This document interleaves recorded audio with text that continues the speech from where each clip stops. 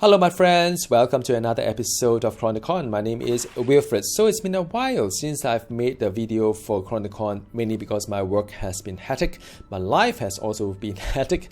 And I've also tried out the new Tesla Force kind of like, new patch and so on. So there's been a few things going around, but I always go back to Chronicon whenever I have time because it's a really fun game. Now in this video, I'd like to talk a little bit about the end game of this game because a lot of you may not be familiar with what this game is, a little bit put off by the 2D, but please don't. It's a really fun game. But when it comes to end game, right, there are two ways to see it. One is one is looking at the mastery point because you can get a lot of XP if you push for higher tier like the endless dungeon here, and get really a lot of good XP to give you better mastery point, and then with the mastery point you can become stronger because look. When it comes to a certain point, there's no improvement in your gear. There's no improvement in anything else, but really about the mastery point when you get the either damage and or health. That's the only thing that you're going for. So it's a matter of mathematics here. Get more damage, get more health, so you can do higher tiers and so on and so forth. Now, another end game to me is really about experimenting builds itself because the beauty about Chronicon is that there are many sets that you can play with even with one class. There are many combinations that you can try out, and there's really a lot of fun builds including like no sets like the LON build in Diablo 3, or even like using a very basic gear like the purple gear, but they have some insane kind of like a buff against it. So it is really a lot of like sandbox opportunity to do it. Now, just because Chronicon is allow us to reset the mastery point and the various kind of class, builds, doesn't make it easier to switch build because there's only one part to it. Another part is collecting gear, which is also not that hard because as you play, you collect a lot of gears. But the really hard thing is is about two things here. First of all, is getting the lesser rune because those are the one that is build defining, and some of them will only drop from doing dungeons. Another one is the prismatic kind of dams because you won't have a nice build if not for the dams that you put in, the extra dams that you put into your gear. And last but not least, of course, you must get enough memory essence for you to upgrade all the gears to the most epic one, meaning like crafting your own primal kind of like a gear. So now there are three different kind of game mode. One is endless dungeon, whereby you can push for the high experience gain to get mastery point, get more health, get more flat damage. But that's about it. It's just about spending time to push. Not that hard. You just keep pushing until a point whereby you can do it next year, get more XP, upgrade your mastery point, get more health and damage, and go on. I'm not really into that kind of pushing, although I push until a point whereby I got decent number of mastery point. What I really care about are two things. One is the lesser runes. When you do a normal dungeon, they give you the random lesser rune. Another one is that when I do an elite dungeon, I get more memory essence because I need memory essence to upgrade my gear.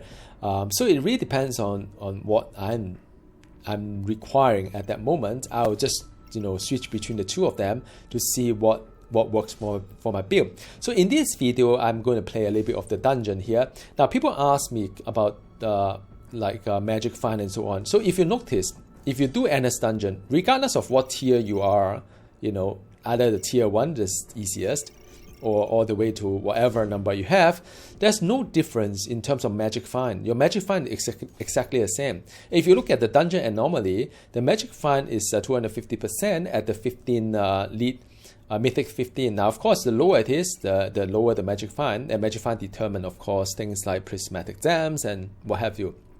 Now, the key is the final mythic level whereby you can really comfortably clear it fast, because there's no point in pushing for highest one and keep dying or just spending a lot of time trying to get to the end game. I mean, clear the dungeon. So that's not about it. Now, between the elite one and normal one, there's no difference in terms of difficulties. The only difference is that in elite dungeon, if your character dies, that's the end of it. You can't continue. You have to start from the beginning again.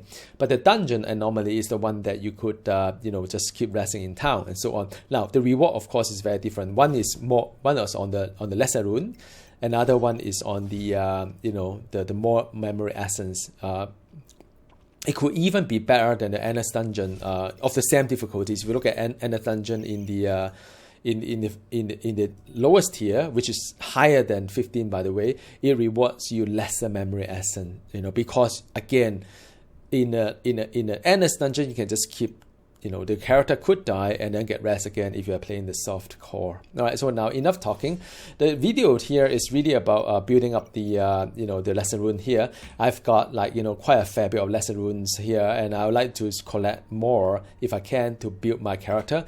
And as always, as a warlock, it is always a little bit hard to start the character. So I usually just get my soul up to a certain level, and then I'll go into a dungeon, just having the highest health, as you can see, 64,000, and then I'll go for the normal anomaly, and try to get more runes here. Now, the farm speed is very important because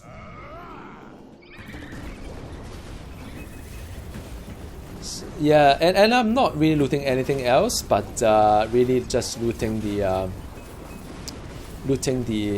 so-called the runes and so on. So that's the only thing I'm looting for, and the most important thing is just keep pushing. Yeah, I mean, these mobs are kind of quite annoying because the fact that they have the some of them is pretty high damage. But I'm not really taking anything except the runes itself and so on. So I'm skipping quite a lot of loot, I would say. It depends on your strategy, what are you doing in terms of the the objective itself. Farm efficiency, of course, is very important. So as you can see here, now this is still the highest difficulty, so there is a certain kind of caution to it. Try not to get too risky here.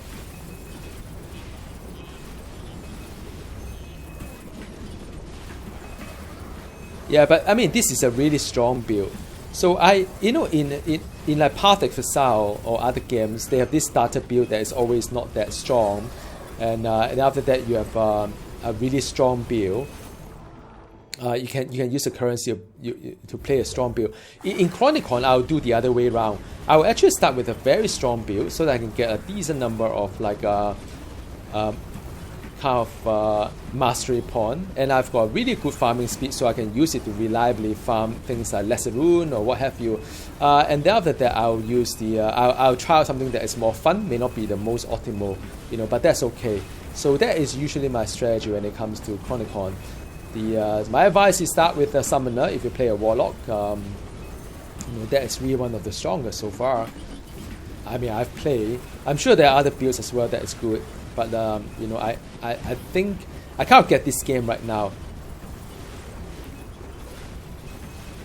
Yeah, and that's it. I mean, I got it sorted and go to the next one. That's boss time, and after that I try to loot some lesser rune, and then I will go on to the next one. It's a bit like, in the Marvel Heroes days, what happened was that you farm for Eternal Splinter, and you do the same thing. I've got extra one, which is a lesser rune of Burning Lightning. It didn't have that before, and I'll go back there again, And I think the second one is really about the second one. Ooh, this is one of those really stupid things. They put the thing so near to everything. I'm trying to click this guy.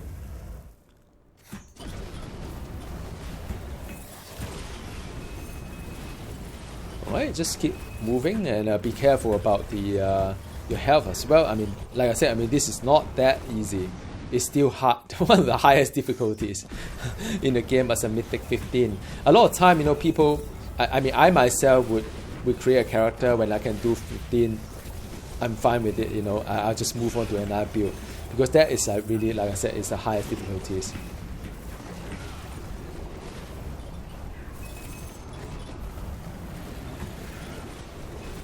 Yeah, be cautious here.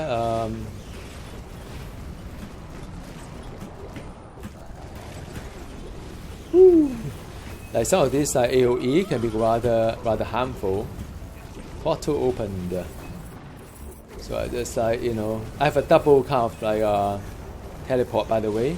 I'm using a so warp kind of like a codex. It helps a lot on my teleport, and it's rather neat as well. You can do a double kind of like a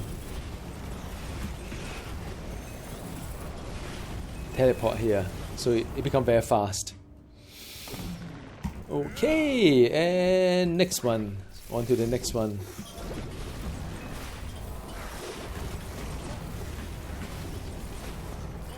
So I hope you are having fun with Chronicon. I know some of you watch my channel and got curious and try it, and you enjoy it, and you provide the feedback here as well. And so I'm really happy, because I think that is the when it comes to what I want to do here in my YouTube channel, is to share what I like, genuine is like. I criticize game as well, as you know. I'm pretty fair when it comes to what I like or what I don't like. But it's one of those rare gems, the Chronicon here. Always fun to, always joy to play some bizarre kind of like setup, bizarre kind of builds. So I'm not going to say too much about what I'm going to do next, but I have something in mind for Warlock. I'll do at least a couple more builds when it comes to Warlock. But what I found is that when it comes to Warlock or any classes here in Chronicon, is that the direct damage is so much more powerful, or direct or pet damage is so much more powerful than, say, things like damage over time. And it's kind of a pity though, because damage over time is kind of fun in some scenario, just from a gameplay perspective, but it just takes too much time for things to happen. And you look at things like this right here, there's nothing to do with damage over time. It's just direct damage, just destroy things along the way.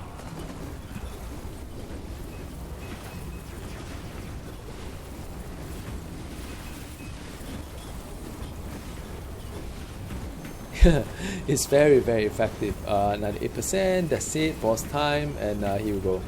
Run for the boss. There you go. Last one for you guys. Hope you enjoy it.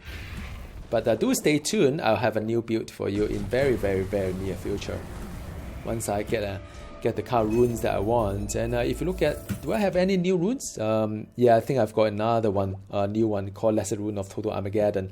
Now, every time you reward 2 runes, but not all the time you get 2 fresh runes. But I'm trying to collect as many as possible, and I'll continue playing this until I get really a lot of runes, and I can build something quite interesting for you guys. And as always, thank you so very much for watching. I hope whatever you do, you enjoy yourself, and I'll talk to you again soon. Goodbye.